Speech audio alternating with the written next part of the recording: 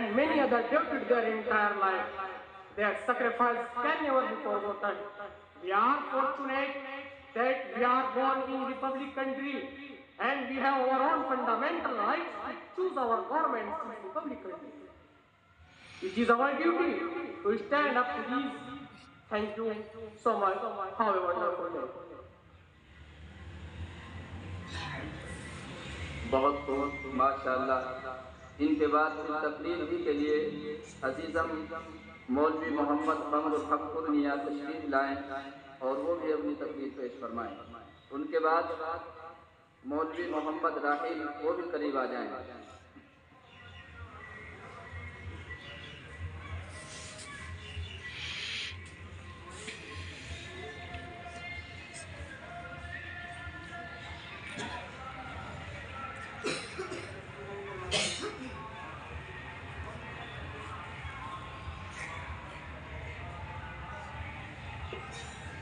نحمده ونستعينه ونستغفره ونؤمن به ونتوكل عليه. أما بعد، أعوذ بالله من الشيطان الرجيم. بسم الله الرحمن الرحيم. إنما يخشى الله من عباده العلماء. صدق الله العظيم. ہر نفس پر گیت آزادی کے گا سکتا ہوں میں. موت کیا ہے، موت سے آنکھیں لڑا سکتا ہوں میں. میرا نغمہ جوش پہم، میرا نعرہ انقلاب. میرا نغمہ جوش پہم، میرا نعرہ انقلاب. نیند کے ماتوں کو غفلت سے جگا سکتا ہوں میں. میرے مشرب میں غلامانہ خاموشی ہے گناہ. میرے مشرب میں غلامانہ خاموشی ہے گناہ.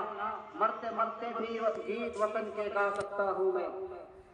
محترم حضرات، آج کے اس مہان دن میں میرا موضوع سخن یوم جمہوریہ اور آئین ہند ہے. ہمارا ملک 15 اگست 1947 کو آزاد ہوا اور 26 جنوری 1950 کو ملک کے آئین اور کانسٹیٹیوشن کو لاگو کیا گیا، جس کے ساتھ ہی ہندوستان ایک خود مختار جمہوری ملک میں تبدیل ہو گیا، جس کا خواب جد و جہد آزادی کے عظیم رہنماؤں نے دیکھا تھا. ہمارے آئین اور کانسٹیٹیوشن کے مطابق ذات پات، مذہب و ملت، علاقہ، رنگ و نسل سے قطع نظر ہندوستان کے تمام لوگوں کو یکساں حقوق حاصل ہے. چمن ہند کے مہکتے ہوئے پھولوں، آج کا یہ اسٹیج دیش کے ان اکابر اور سورماؤں کو سلام کرتا ہے جنہوں نے اس دیش کی آزادی کے لیے اپنی جانوں کی قربانیوں کا وہ نذرانہ پیش کیا جس کو بیان کرنے سے تاریخ کی زبان عاجز و قاصر ہے. بے شمار رحمتیں نازل ہو ہمارے ان اکابر و اسلاف کی پاک روحوں پر جنہوں نے اس ملک کو آزاد کرانے اور ہندوستانیوں کو غلامی کی زنجیروں سے نکالنے کے لیے انتھک کوششوں کے بعد تن من دھن کی بازی لگا دی. آج ہمیں اگر اپنے ہندوستانی ہونے پر فخر ہے، ہمیں اپنے ملک میں سکون نظر آ رہا ہے اور ہمارا ملک اگر روشن نظر آ رہا ہے تو انہیں شہدائے جنگ آزادی کے خون کی برکت ہے جنہوں نے اس دیش کی آزادی کے لیے اپنی جانوں کی قربانیوں کا وہ نذرانہ پیش کیا جس کو تاریخ کبھی فراموش نہیں کر سکتی. چنانچہ ہمارے دیش کے ہندو مسلم رہنماؤں نے پھانسی کے پھندوں کو چوم کر، اپنی گردنیں کٹا کر اور اپنے خون کو پانی کی طرح بہا کر پیارے ہندوستان کو غلامی سے آزاد کرایا اور آزادی کے سنگھرش میں ان گنت مجاہدین نے اپنی جانوں کی قربانی دی. اس طرح لگاتار سنگھرش کے بعد ہمارا ملک 15 اگست 1947 کو آزاد ہو گیا. اب ہمارا دیش آزاد تو ہو گیا، لیکن ہمارے رہنماؤں کے سامنے سب سے بڑا مسئلہ تھا ہمارا خود کا قانون، کیونکہ جو انگریزوں کا قانون تھا وہ ہمارے اندر نفرت پیدا کرنے والا اور ہمیں بانٹنے والا قانون تھا. اب ہمیں ایسا قانون چاہیے تھا جو ہندوستان میں بسنے والا ہر فرد بشر کو برابر کا حق دے، ہمارے اندر کوئی اونچ نیچ نہ ہو. کیونکہ جنگ آزادی میں کوئی ہندو نہ کوئی ہم نے مسلمان دیکھا، جنگ آزادی میں کوئی ہندو نہ کوئی ہم نے مسلمان دیکھا اگر کسی کو تو اس کے سینے میں ہندوستان دیکھا.